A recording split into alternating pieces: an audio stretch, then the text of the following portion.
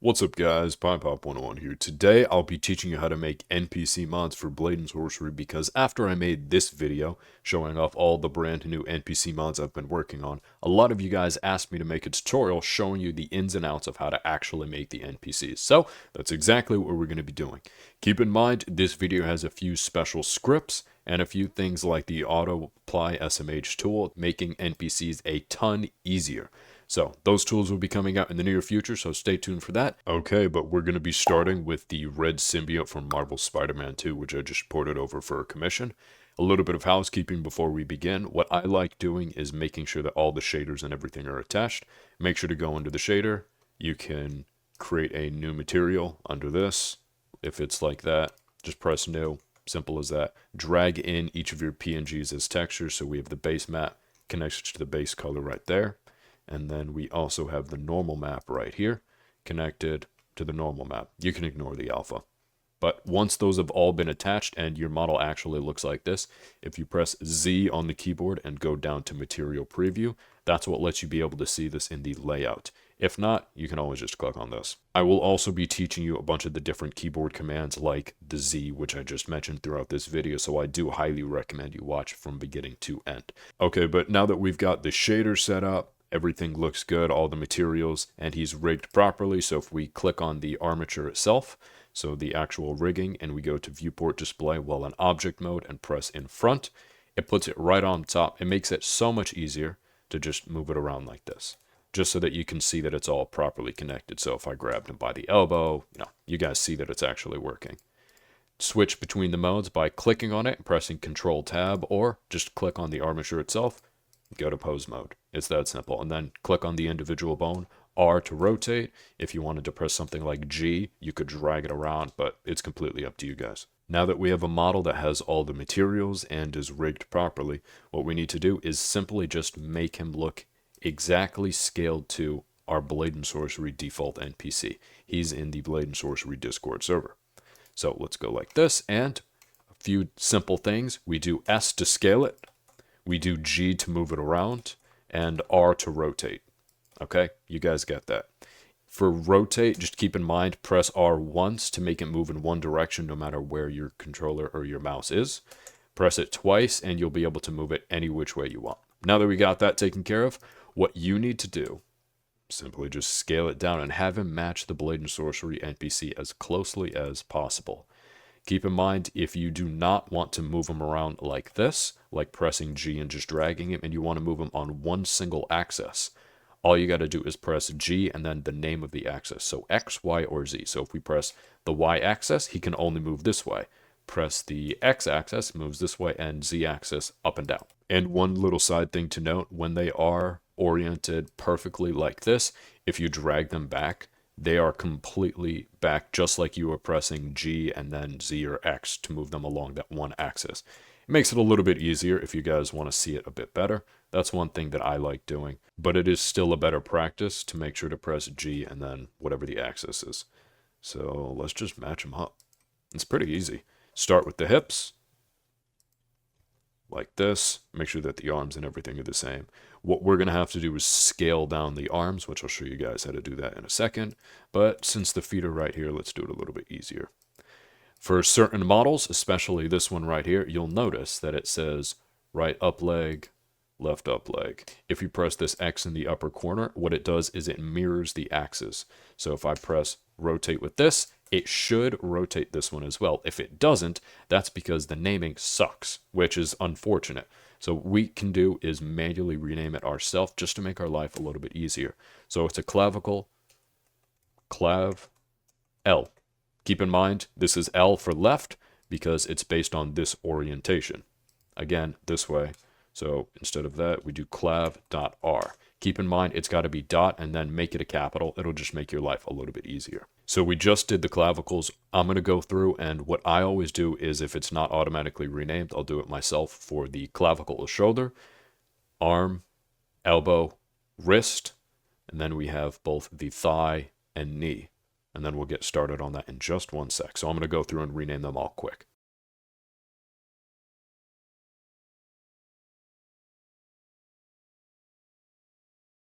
All right, and we should have renamed everything properly by now. So if we did, let's check this out.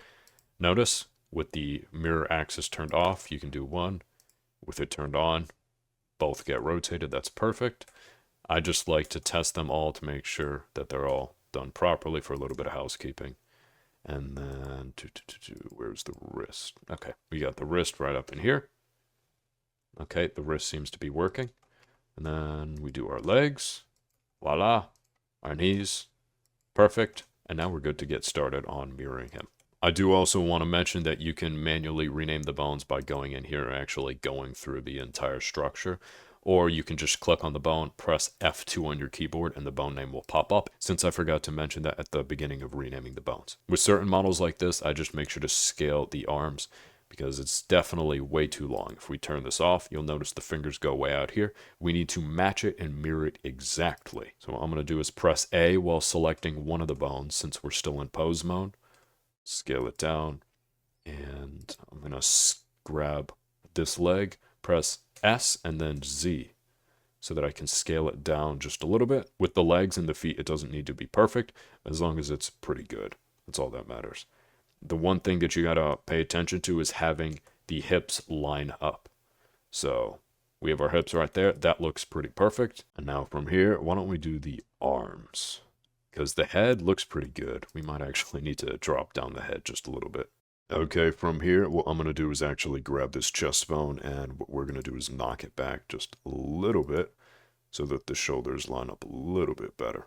Or you can always just grab the bone like this. You can always just rotate it or grab it, move it around. It'll make things a little bit easier, as you guys will see in just 1 second. Let's rotate our arm a little bit more forward.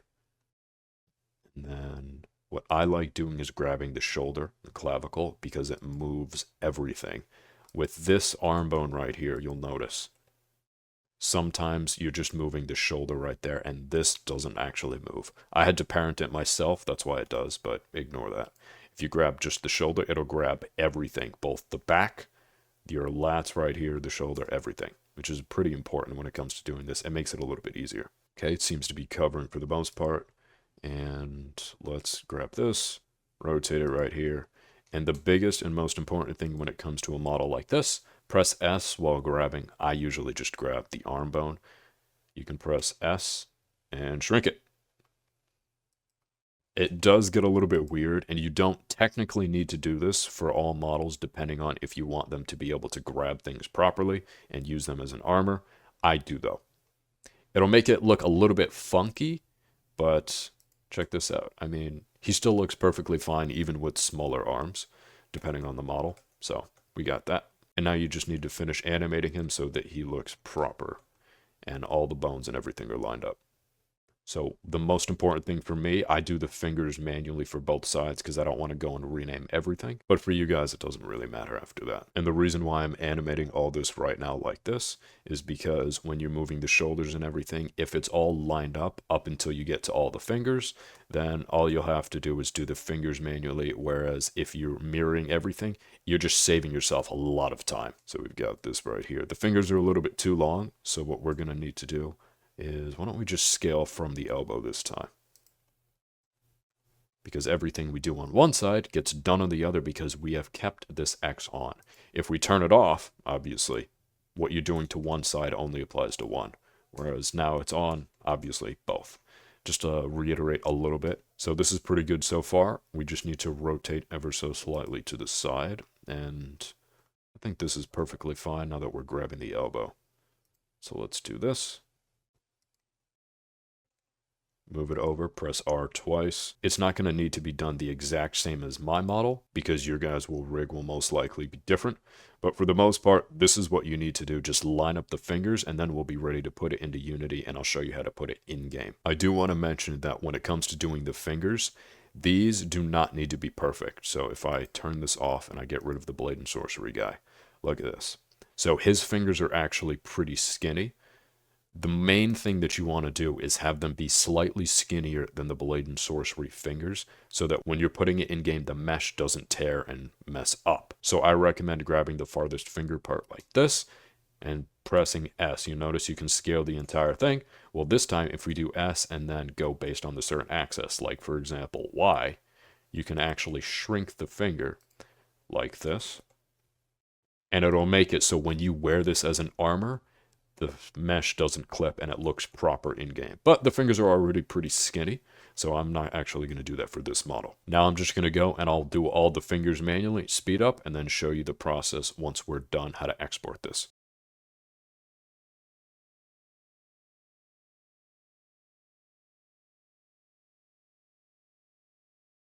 All right, and this is our finished symbiote in Blender, so we can turn that off. Take a look. Everything matches properly. All of our fingers are all lined up.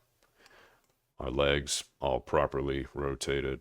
The body's covering him, and that should be good. One important thing to do for you guys, I recommend naming everything properly, similar to these right here. I'll show you guys why in a second, just because it makes it automatically apply based on those names with the SMH tool that we have right there. And a very important thing, just make sure to separate the head from the body, just so that we can split it up like that. If you have way more, that's perfectly fine. Just split up the head and the body. If you guys don't know how to do that, so if this is all one part, if you click on the head, you press tab to go into edit mode, it'll do something along these lines. It'll look like that. Imagine both of these are combined, so I'll just combine them for the sake of it right now. If we're in edit mode, all we do is we can press C on the keyboard, and then what I recommend doing is clicking on this right here, so a little bit of pass through. So I can do this. It selects everything. This is something that's for a little bit more advanced Blender users. So if you don't want to, you can always just do C, select that. It only selects the front. But what you would do is just select what you guys want. So our head right here, make sure that everything is all lined up properly, unlike this. But you'd press P and then separate by selection. And now if we go back into object mode, you guys will see that we separated this part, the part that we had just grabbed in edit mode and pressed P2. This is what we just ripped off of him. But it's not super important right now because mine is already separated. So let me just do Control Z a few times, separate them back together, and voila, there we go. For anybody curious, this is what it looks like for our head. And then our chest, you guys get it. As of this point, we've covered how to add in the new materials so that he actually looks like the symbiote with all the colors.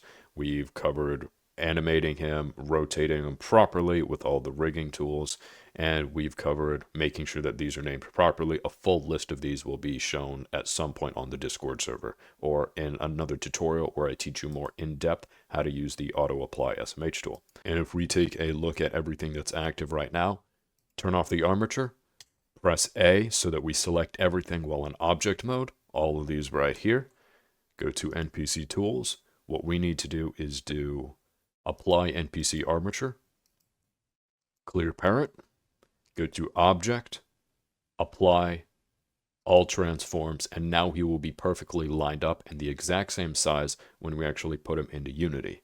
The final step is exporting him, so let me do that. We go to File, Export, FBX. Once this opens up, what I do is do Selected and Visible Objects, click on Mesh and Armature, so we shift click so that we can select them both. Go to Path Mode, Copy, and this, which will embed the textures into the model, and Export FBX. Now we'll go into Unity, and with our model that we just put in, drag it directly into Unity. All right, now that he's been imported, this is what he looks like. So if we delete that real quick, I'll show you guys what to do next. Click on the actual FBX, and it'll probably be in the model section like this. Go to Materials. What we want to do is extract the textures and have it be the exact same folder that you're currently in. So I leave it right here. If you guys made sure to connect it properly in Blender by having your normal texture connected to a normal map. Again, if I need to show you guys how to do this real quick, let's do it like this. So this is what it'll look like if you add in a new material. Type in NO for normal map. I like doing it like this, keeping it on the side right there. So connect it to this right here. And I would do the chest. For now, I'm just going to do the arms so you guys can see an obvious difference. So we have the arms normal. So grab the color, put it right there. Make sure it'll be selected as RGB right here. Change that to non-color. And then from here, drag in the base texture, and then it'll texture it properly. But I'm not going to do it for this because obviously I've already done all of our textures. And since we did all that and labeled them all properly as normals, press fix now. These all get changed into normals, just like so. Take a look. Normal map, the difference between normal and base.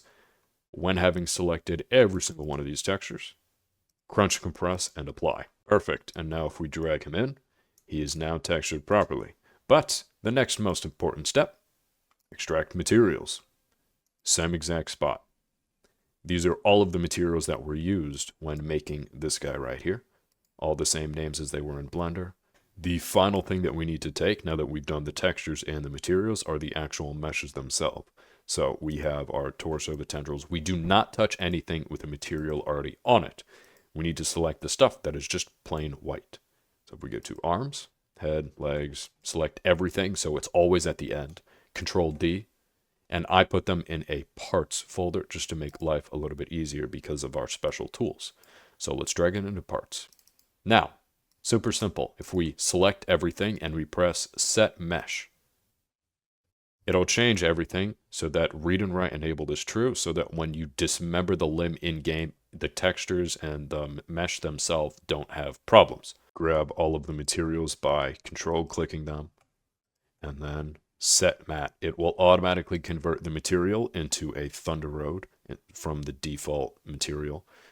All we do from here, since the material already has both our base map and our normal applied, literally just click autofill layer mask. It'll add this in, turn it off. Do that for every single one of the materials. At some point, I do plan on automating this as well. I just haven't figured out how to access the reveal layers as of this time, but I'll spend a little bit more time figuring it out in the near future. Okay, once that has been done, now you'll be able to get blood on all the materials, all the separate parts of the meshes as well. Now this is the fun part. Right click, create empty, and then since it's a red symbiote head, why don't we start with that? The head, make sure that everything is set to 0, 0, 0, and then 1, 1, 1 for the scale. Go to your parts, drag them all in, and then drag them underneath this parent. In the parent, we'll set this to -90, and we'll set this to 100, 100, 100. It'll scale automatically and be perfect compared to our human male. Again, linked in the Blade and Sorcery Discord server for your ease of access. Because that is what happens when you go to Object, Apply All Transforms. It'll make it be the same scale when exporting. Because sometimes if you don't do that, there's a few issues. If we press H on the human male, you'll notice, just so that this pops up again, it is completely how it should be. And from here, we just add in the materials that we did. So, arms, head, legs,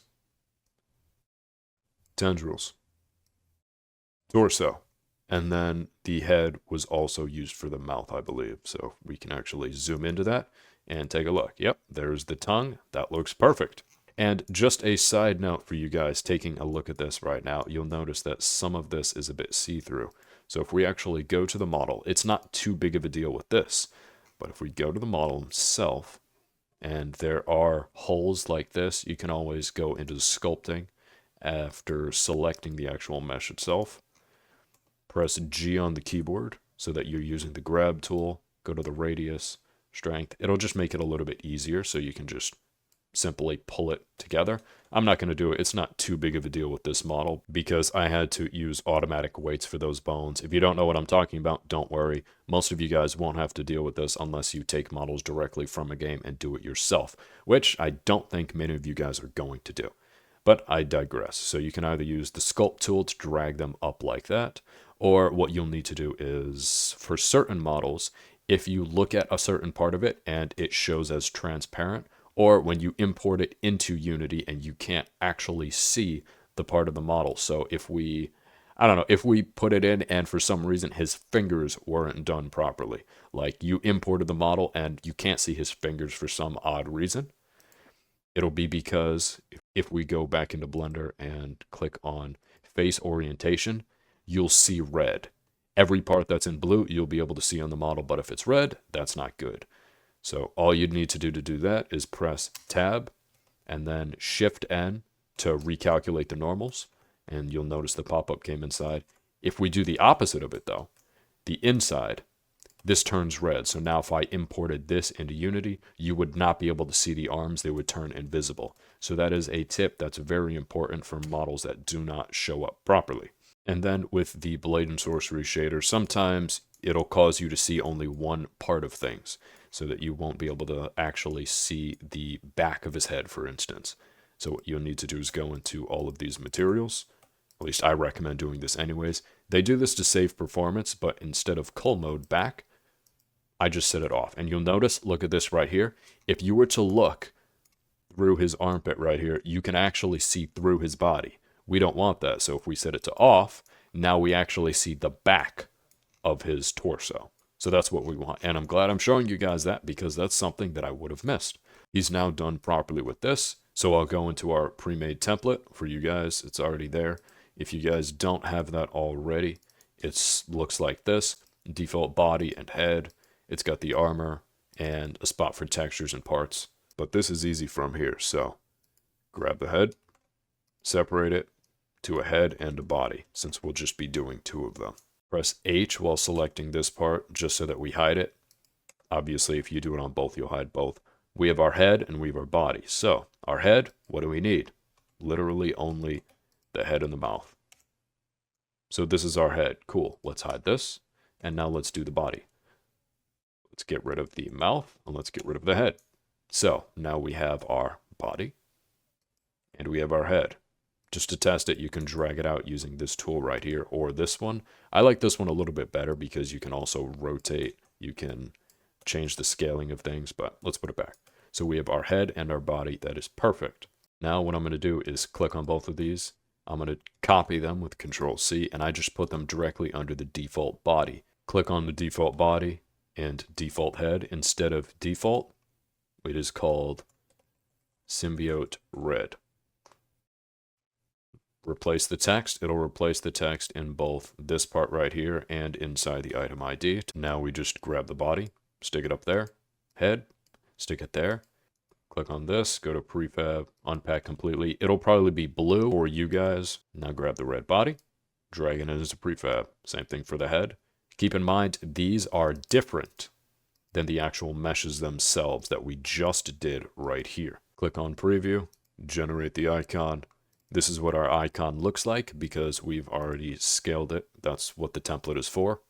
If you guys actually want to see, click on this. This is what's actually being used to create the image. If you want to make this a little bit bigger or smaller, depending on the model, grab this box right here under this tool. If you guys can't see this, whether you're in the scale mode like this, or you are in this tool right here, which encompasses all of them, go under this, and instead of it being under global like this, set it to local, and now you guys will be able to see it again. Simple. But once it's scaled up like this, so if I scale it up a little bit, and I do shift and I drag this arrow. So shift pulls this down, moving it based on the certain axis, generate the icon, notice it changes, and you can actually see the feet. I think with the template, I cut off the feet on the models accidentally, so I do need to change that in the template, but regardless, that is done. Now we do the head. Take a look at the preview. Looks pretty good. Generate the icon, and how we looking?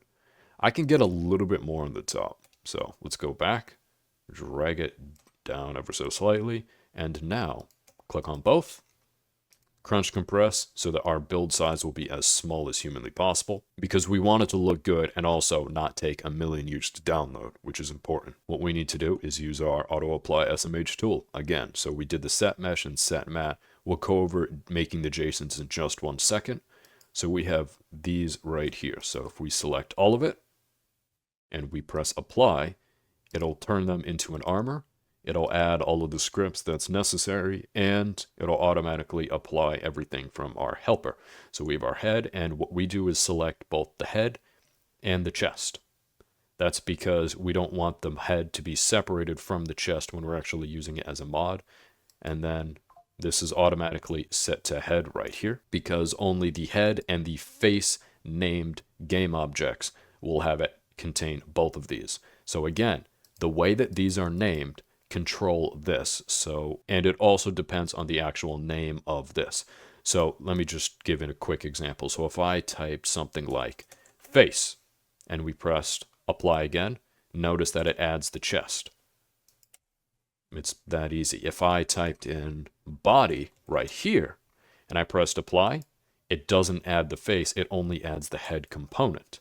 If I was to type body instead of arms right here, because arms, what it does is adds the chest and it adds the components necessary for arms. Same thing, obviously, with the legs and the feet. The tendrils is another story because it's not listed, because it's an uncommon type.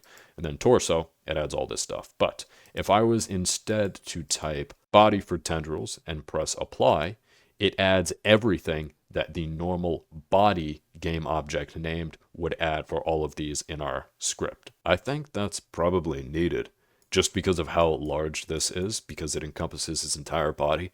For those of you guys that are a little bit more skilled, what you can do is just go into Blender and separate these upper tendrils, maybe connect it as a static object. Like with some of the mods I've done, like the Susanos that have wings, you can do it something like that, for example. But this is a bit more advanced for you guys, so what I'm going to do is just leave it like this.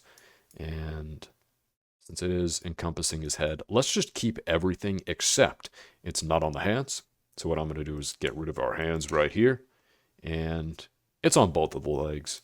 It is not on the feet, though. Make sure that you're using everything that the actual mesh contains. So head, mouth, only on the head. Arms, torso plus the arms. So the wrists and the hands. Legs, everything except, since instead of it using just our legs, it's using both. So I can just go into this. Feet, apply. It adds the feet stuff, and then I do Control Z so that it renames it back as what it was, while also keeping in our parts.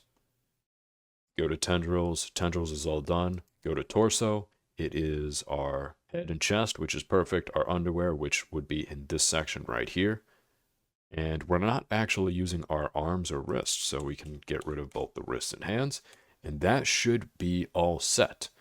Now we can simply click on this and press both, and it'll, instead of, why don't I show this? Instead of transferring the bones or setting up a single bone, it does it completely automatic for everything selected, while also applying everything within this. So let me show you real quick. Select this, press both. All right, and as you can tell, all the different boxes were created, meaning everything has been done. Automatically added in all the LODs, skinned as the head, removes all the extra scripts. So this is quite literally perfectly done. All we need to do now is just make sure that every single one of these has one of these boxes, just as a final check. You don't have to, but I like doing it just for fun of it. So head, mouth, then we have the arms, the legs, the tendrils, and then our torso. And look at that. Everything has been done automatically. Keep in mind, the mesh part right here, the skinned mesh render, it's not always perfect with the script. It'll try to add in both the body, the torso, and then it'll just go down the list of whatever is here. So you might have to manually do that yourself. It's fine. I always leave the torso, the flesh right here, add in all of the separate parts.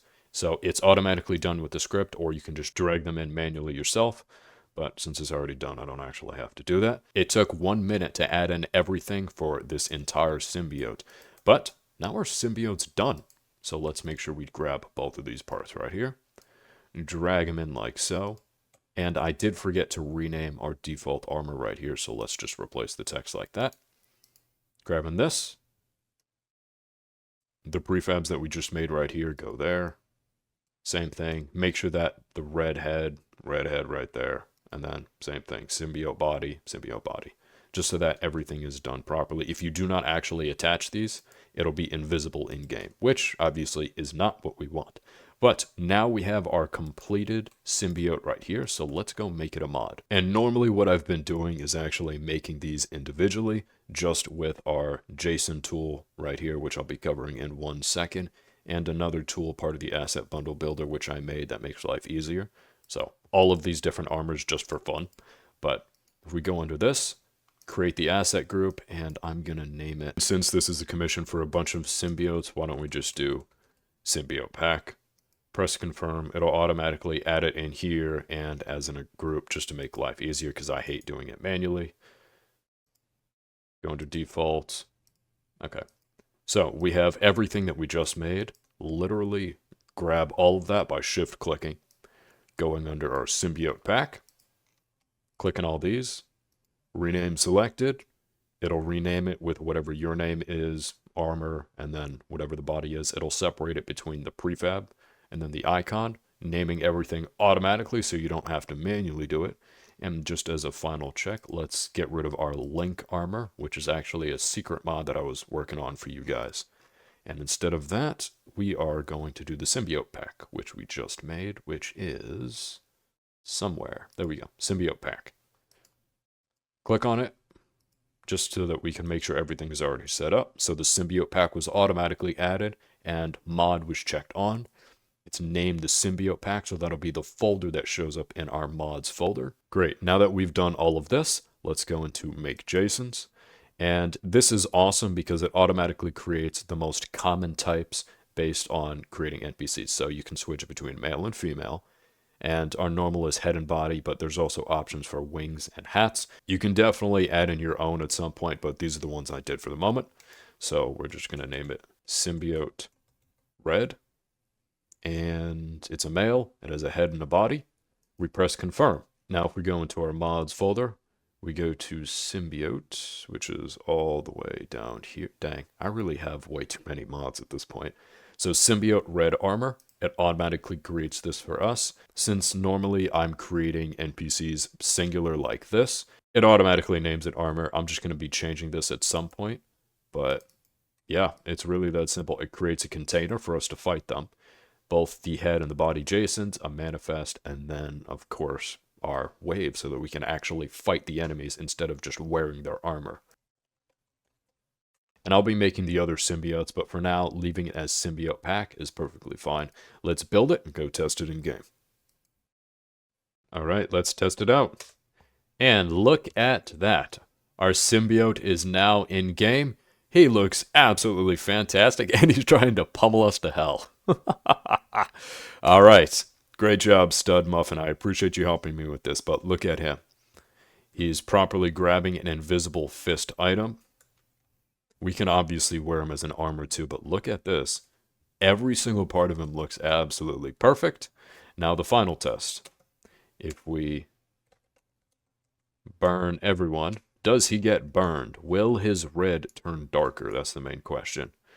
Yes, it does. He gets burned properly. All right, but that is exactly how you make NPC mods for Blade and Sorcery. If you guys have enjoyed this video or you want suggestion on future videos, future NPCs to make, feel free to let me know in the comment section below. But that's it. So if you guys enjoyed the video, please leave a like, comment, and subscribe. It helps out the channel a ton. Thanks for watching.